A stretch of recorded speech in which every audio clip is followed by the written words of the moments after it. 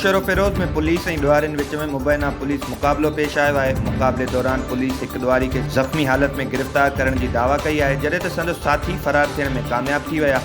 ज़ख़्मी ॾुआरी जी सुञाणप गुड्डू चांडियो जे नाले सां थी, जंहिंखे तिबी इलाज लाइ मक़ामी अस्पताल मुंतक़िल कयो वियो।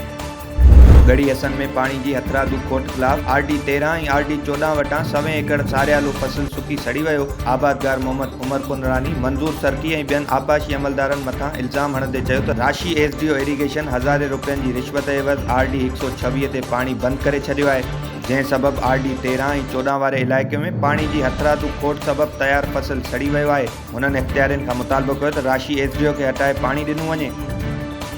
सोबोदेरो ॻोठ चाकर खान रिंद में नामालूम हथियारबंदनि जी फायरिंग सबबि 22 वरे जो नौजवान क़त्ल थी वियो।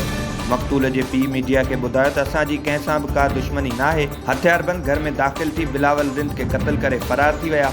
इत्तला ते पुलिस वाक़े वारे हंधि पहुची लाश खे ज़रूरी कार्रवाइनि लाइ अस्पताल मुंतक़िल करे छॾियो। पुलिस मूजिबि वाक़े जी जांच जारी आहे। जवाबदारनि खे जल्द गिरफ़्तार कयो वेंदो।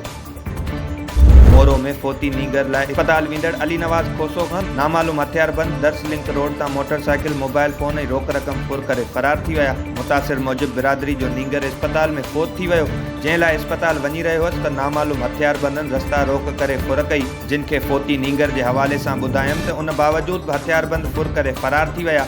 हुन पुलिस इख़्तियारियुनि खां मुतालबो कयो त बदअमनी ते ज़ाब्तो आणे फुर थियल मोटरसाइकिल, मोबाइल फोन ऐं रोक रक़म वापसि कराई वञे।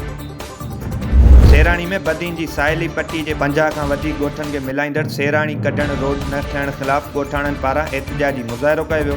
उन मौक़े ते अता मोहम्मद चांग, जान मोहम्मद घराणू ऐं ॿियनि चयो त 15 सालनि खां रोड जॻह जॻह तां टुटल आहे। ॻोठ में इंतिज़ामिया पारां का बि बुनियादी सहूलियत नाहे ॾिनी वई। हुननि चूंडियल नुमाइंदनि ऐं वसवारनि खां मुतालबो कयो त कंडड़ सेराणी रोड खे फौरी तौरु ठारायो वञे। ॿी सूरत ईंदड़ पोलियो मुहिम में ॿारनि खे कतरा पियारण जो बाइकाट कयो वेंदो।